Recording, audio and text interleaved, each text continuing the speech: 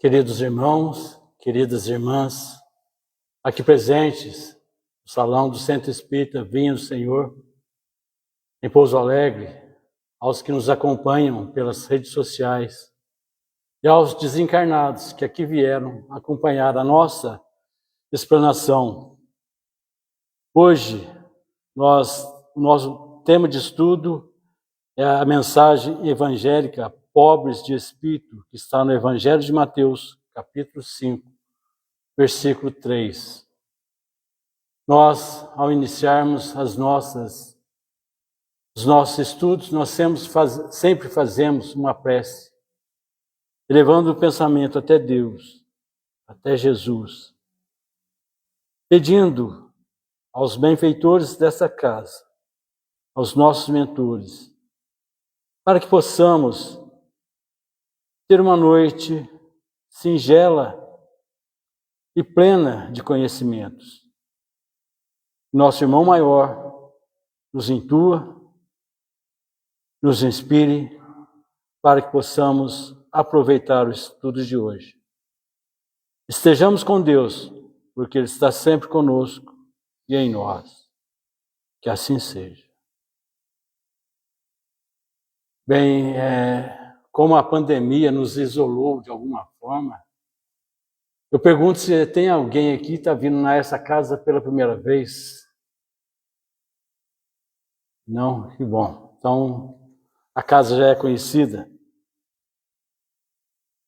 Jesus disse, e Mateus escreveu, no capítulo 5, versículo 3, bem-aventurados os pobres de espírito, porque deles é o reino dos céus.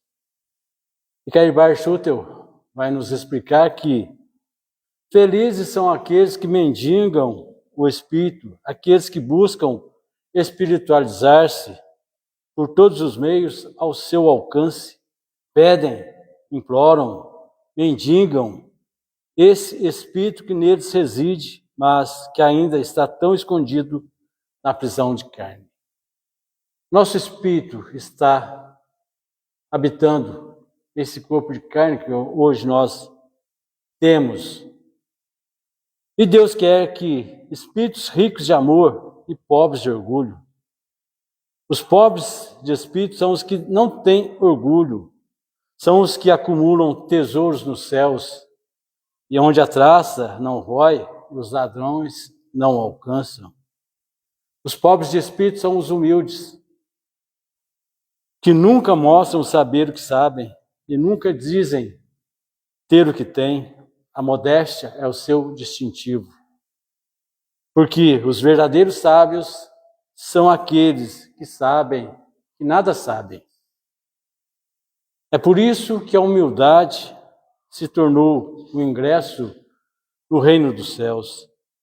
Sem a humildade, nenhuma virtude se mantém.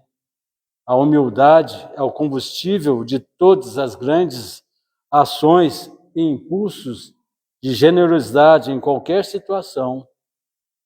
Bem-aventurados os humildes, deles é o reino dos céus. Os humildes são simples no falar, sinceros e francos no agir. Não fazem ostentação de saber e nem de santidade.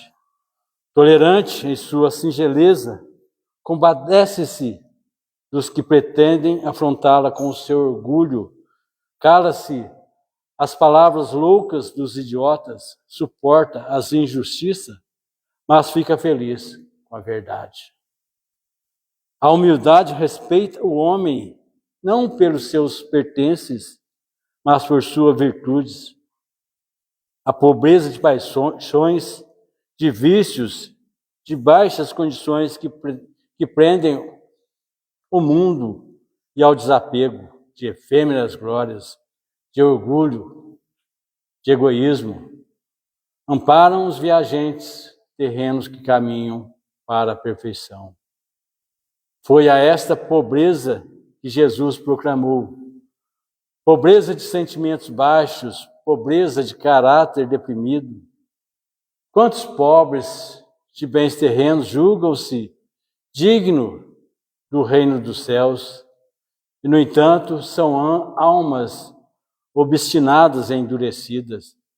São seres degradados que, sem teto e sem pão, repudiam a Jesus e se fecham nos redutos da fé bastarda, que em vez de esclarecer, escurece, em vez de salvar, condena.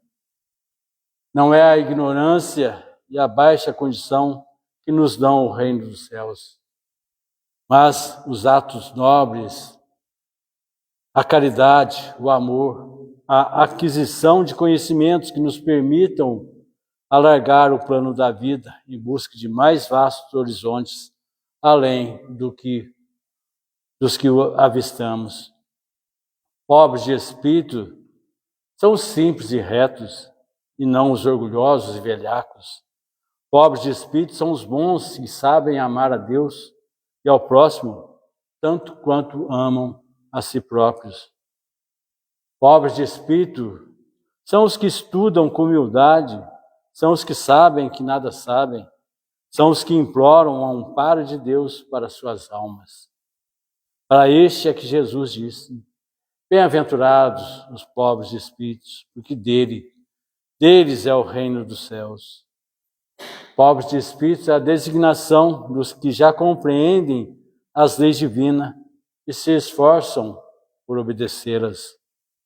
Ricos de espírito no mundo e para o mundo são os orgulhosos, os que se julgam melhores que os outros, os que pensam que todos os devem se dobrar aos seus caprichos. Pobres de espíritos para o mundo são os humildes, os modestos, os bondosos, os quais colocam os deveres da fraternidade acima de tudo. A humildade é o ingrediente indefinível oculto, sem o qual o pão da vida fica amargo na boca. Nós precisamos de ter recursos financeiros e também usá-los, edificando o conforto e a alegria dos outros, na convicção de que todos os bens pertencem a Deus. Nós só somos usufrutuários e não sermos prisioneiros do ouro que se amontoa. Na minha infância tinha uma revistinha de quadrinhos que chamava Tio Patinhas. O tio Patinhas vivia nadando no dinheiro e era o pão duro, não dava nada para ninguém. E aí a bondade celeste nos colocou a humildade por base de todo o equilíbrio da natureza. O sábio que honra a ciência ou o direito não fica sem um feijão com arroz que garanta a sua alimentação. O campo mais belo não dispensa a chuva humilde que lhe fecunda o solo. Servir, aprendendo com o mestre, para ser contado entre aqueles para os quais ele mesmo pronunciou. Bem-aventurados os humildes de espírito, porque as portas do céu vão se abrir a eles com mais facilidade. Estas palavras do Divino Mestre dizem respeito às almas simples e singelas, despidas do espírito de ambição e de egoísmo que costumam triunfar nas lutas do mundo. Quem julga pelas aparências quase sempre se engana. Existem criaturas vitoriosas nas convenções do mundo, que trazem consigo uma fonte viva de humildade no coração, enquanto que existem mendigos de rosto desfigurados que carregam o orgulho no íntimo. Nós podemos lembrar do Ayrton Senna, campeão do mundo, se não me engano, 3 vezes, em automobilismo. Não imaginava que aquele homem, sendo campeão, mantinha uma fundação para o amparo dos mais necessitados. São essas criaturas grandes no mundo, nas convenções, enquanto existem muitos mendigos que são orgulhosos. Há ricos que são maravilhosamente pobres de avareza e encontramos pobres, lamentavelmente ricos de pandurismo. Somos defrontados em toda parte por grandes almas que se fazem humildes a serviço do Senhor na pessoa do próximo, e frequentemente surpreendemos espíritos rasteiros envergando túnicas de vaidade e dominação. Jesus, louvando os pobres de espírito, não elogiava a ignorância, a falta de cultura, a insensatez ou a futilidade, mas exaltava os corações simples que descobrem na vida, em qualquer ângulo da existência, um tesouro de bênçãos com o qual é possível o enriquecimento efetivo da alma para as alegrias da elevação. Pobres de espírito significa pobres de orgulho, de pretensos destaques intelectuais, de supostos cabedais da inteligência. É necessário nos prevenirmos contra a interpretação exagerada do texto em suas expressões literais para penetrarmos no verdadeiro sentido da lição. A pobreza e a pequenez não existem na obra divina. São posições transitórias, criadas por nós mesmos, na jornada evolutiva em que aprenderemos, pouco a pouco, sob o patrocínio da luta e da experiência, que tudo é grande no universo de Deus. Todos os seres, todas as tarefas, todas as coisas são peças preciosas da estruturação da vida. Emmanuel nos diz: tiremos os farrapos da ilusão que nos encobre a alma, estabelecendo a necessária receptividade no coração, e entenderemos que todos somos infinitamente ricos de oportunidades de trabalhar e servir, de aprender e aperfeiçoar. A riqueza é muitas vezes difícil provação, e as altas posições sociais da terra quase sempre são purgatórios amargos para a alma sensível, tanto quanto a carência de recursos materiais é bendita escola de sofrimento, mas a simplicidade e o amor fraterno são a nossa fonte de alegrias, brilhando por dentro de nosso espírito, em qualquer situação no caminho da vida.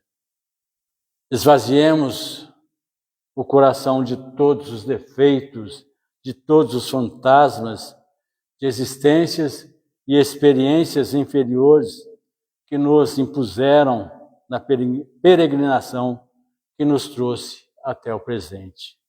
Cada dia é nova a revelação do Senhor para a existência.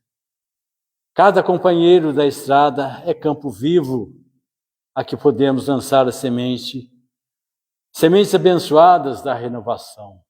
Cada dor é uma bênção para os que prosseguem, acordados no conhecimento edificante. Cada hora na marcha pode converter-se em plantação de beleza e alegria se caminhamos obedecendo aos pedidos do trabalho constante do bem. Sejamos simples e espontâneos, aprendendo com a vida e doando a vida o melhor que pudermos, para que possamos ser discípulos felizes daquele amigo eterno que nos recomendou: aprendei de mim, que sou humilde de coração.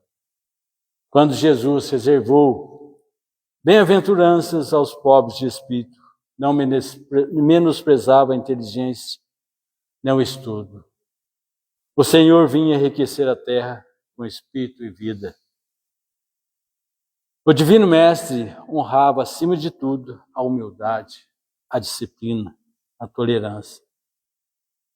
Louvando os corações sinceros e simples, ele exaltava os que se empobrecem da ignorância, os que jogam para longe de si o manto da vaidade, os que esquecem o orgulho, os que se afastam de caprichos, os que se ocultam para que os outros recebam a coroa do estímulo no imediatismo da luta material, os que renunciam à felicidade própria a fim de que a verdadeira alegria reine entre as criaturas, os que sacrificam no altar da bondade, cultivando o silêncio e o carinho, a generosidade e a elevação nos domínios da gentileza fraterna, para o entendimento e a harmonia.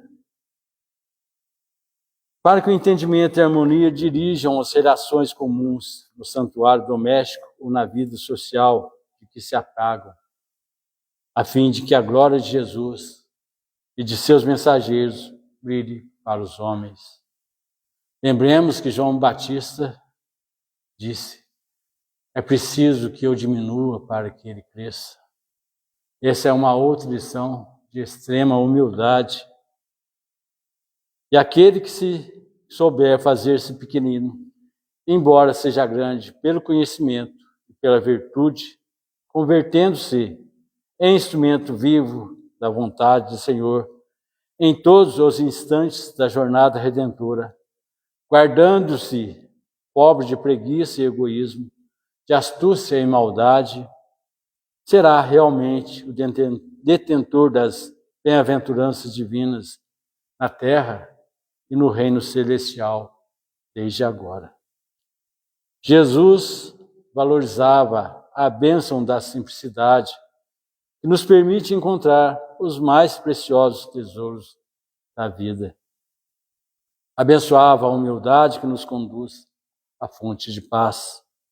Salientava a sobriedade que nos garante o equilíbrio.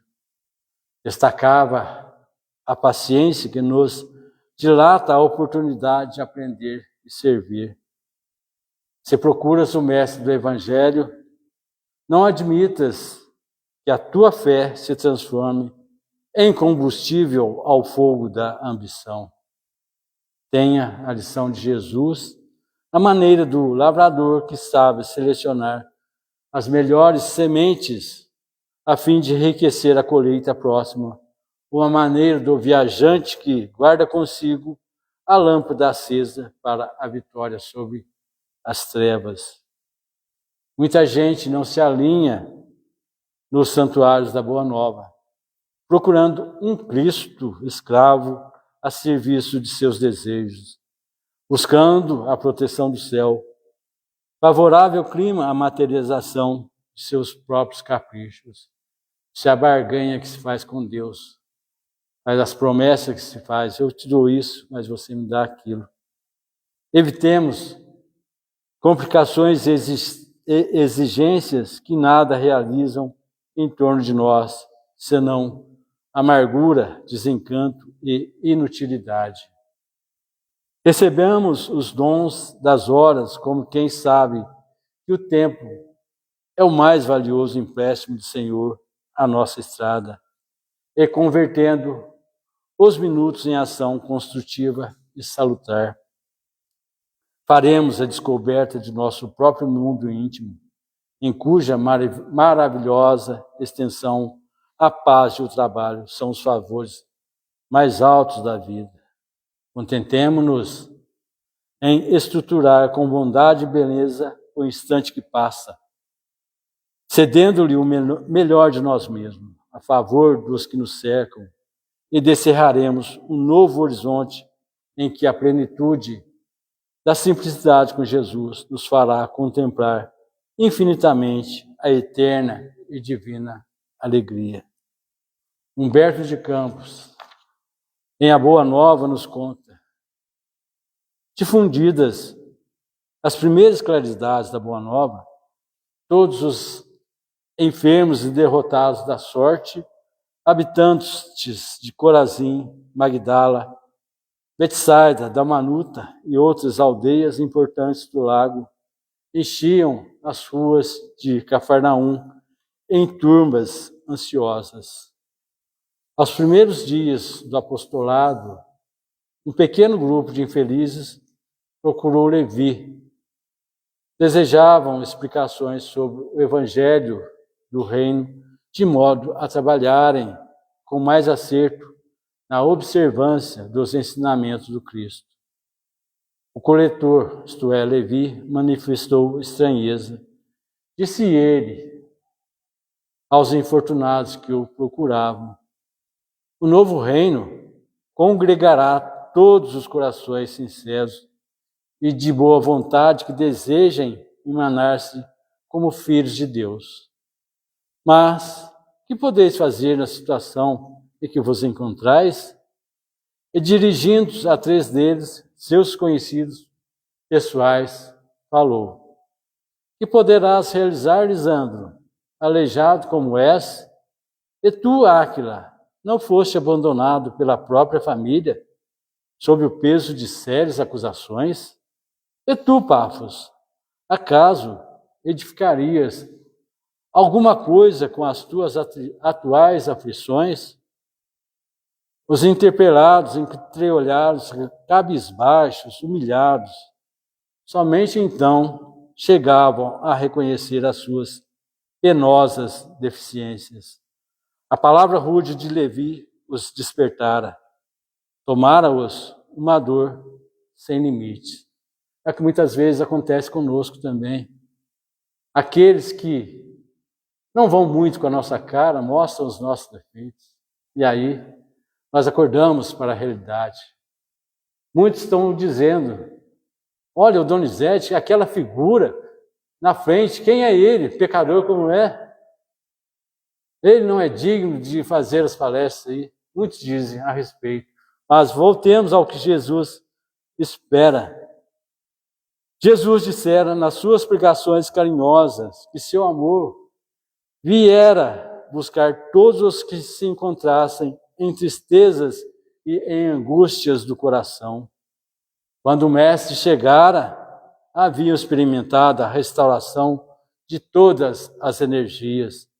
Jubilosos, aguardavam as suas promessas relativamente ao Pai justo e bom, que amava os filhos, mas infelizes, renovando nos corações as esperanças mais puras. Achavam-se exaustos, mas a lição de Jesus lhes trouxera novo consolo às almas desamparadas de qualquer conforto material.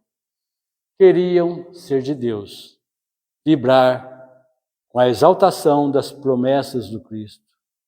Porém, a palavra de Levi, novamente, os jogara à condição desditosos.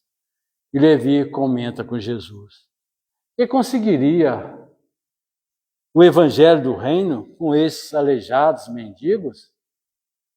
Jesus fixou o olhar no discípulo e falou com vontade, batendo-lhe no ombro: no entanto, Levi, precisamos amar e aceitar a preciosa colaboração dos vencidos do mundo. Seu evangelho é a boa nova, como não há de ser a mensagem divina para eles, tristes, deserdados da imensa família humana? Os vencedores da terra não necessitam de boas notícias. Nas derrotas da sorte, as criaturas ouvem mais alto a voz de Deus, buscando os oprimidos, os aflitos, os caluniados. Sentimos-nos tão unidos ao céu, nas suas esperanças que reconhecemos, na coragem tranquila que revelam o sublime reflexo da presença de nosso Pai em seus espíritos.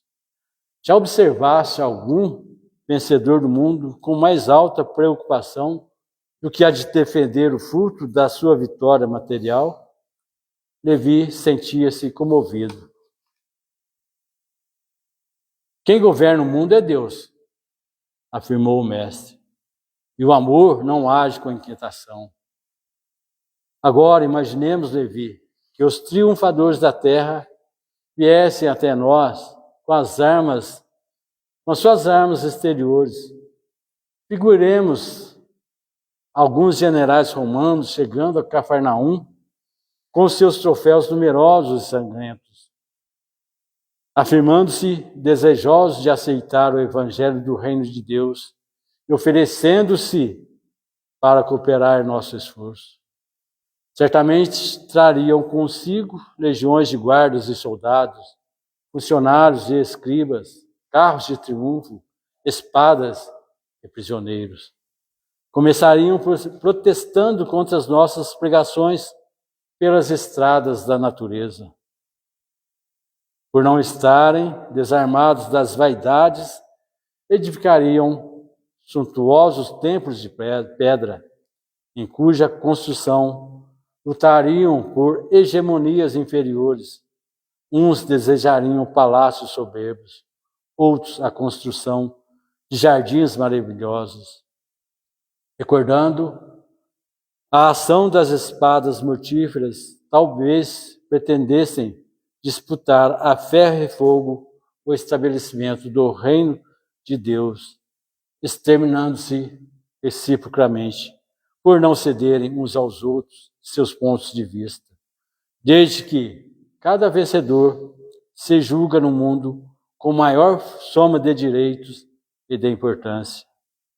A pretexto de lutar em nome do céu, espalhariam possivelmente incêndios e devastações em toda a terra.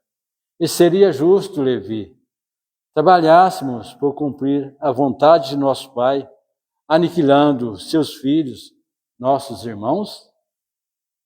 Até que a esponja do tempo absorva as imperfeições terrestres através de séculos de experiência, essa experiência é necessária. Os triunfadores do mundo são pobres seres que caminham entre tenebrosos abismos. Imprescindível atestemos na alma branda e humilde dos vencidos. Para os seus corações, Deus carreia bênçãos de infinita bondade.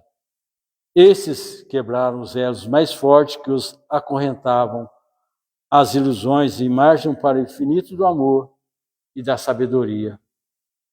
O leito de dor, a exclusão de todas as facilidades da vida, a incompreensão dos mais amados, as chagas e as cicatrizes do espírito são luzes que Deus acende na noite sombria das criaturas. Levi, é necessário amemos intensamente os desafortunados do mundo. Suas almas são a terra fecundada pelo adubo das lágrimas e das esperanças mais ardentes, onde as sementes do Evangelho desabrocharão para a luz da vida. Eles saíram das convenções nefastas e dos enganos do caminho terrestres e bendizem de nosso Pai, como prisioneiros que experimentassem no primeiro dia de liberdade o clarão do sol, amigo e radioso. É também sobre os vencidos da sorte, sobre os que suspiram por um ideal mais santo e mais puro, que o Evangelho assentará suas bases divinas. Bem-aventurados os pobres e os aflitos. Quando Jesus terminou a sua alocução, a sua fala, algumas estrelas já brilhavam no céu, como radiosas bênçãos divinas. Muitas mães sofredoras e oprimidas, com suave fulgor nos olhos, lhe trouxeram os filhinhos para que ele os abençoasse. Anciãos, de frontes nevadas pelos invernos da vida, lhe beijavam as mãos. Cegos e leprosos rodeavam-no com semblante sorridente e diziam: bendito seja o Filho de Deus. Jesus acolhia-os, enviando a todos o sorriso de sua afeição. Levi sentiu que naquele crepúsculo inesquecível, uma emoção diferente lhe dominava a alma. Havia compreendido os que abandonam as ilusões do mundo para se elevarem a Deus, observando as filas dos humildes populares que se retiravam, tomados de imenso conforto. O discípulo percebeu que os pobres amigos que o visitaram à tarde desciam o monte, abraçados, com uma expressão de grande alegria. O coletor de Cafarnaum aproximou-se e o saudou transbordante de alegria, compreendendo que o ensino do Mestre, em toda a sua luz, abrangia o porvir infinito do mundo. Grande esperança e indefinível paz lhe haviam penetrado o âmago do ser. No dia seguinte, o ex-publicano abriu as suas portas a todos os convívios daquele crepúsculo memorável. Jesus participou da festa. Partiu o pão e se alegrou com eles.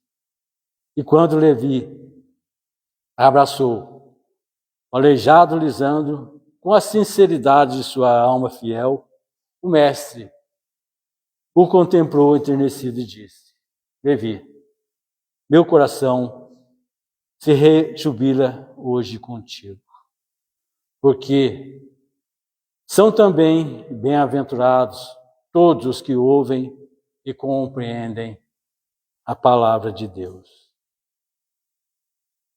Todo o ensinamento de Jesus visou e visa ensinar aos homens como abandonar o reino nominal, o reino em que nós estamos habitando agora, para atingir o reino espiritual, o reino de Deus, o reino dos céus.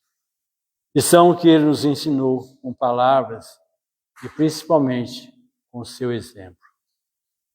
Sejamos humildes, porque para os humildes é que está reservado o reino dos céus. A humildade é difícil de nós conseguirmos, mas lutando um dia por vez nós conseguiremos. Não nos importemos com as maledicências que são ditas a nosso respeito. Nós temos as nossas qualidades também. E são essas qualidades que nós devemos elevá-las, para que nos elevemos, para que possamos atingir a plenitude que nos está reservada. Paz e luz a todos. Agora nós faremos a nossa prece de encerramento. Divino Mestre, os mentores dessa casa, os nossos mentores que conosco estiveram, nós agradecemos por esse banquete de bênçãos e de luz que nos foi jorrado para que possamos entender os ensinamentos de Jesus. Ensinamentos que há 2000 anos nós estamos procurando atingi-los. Mas conseguiremos. Que assim seja.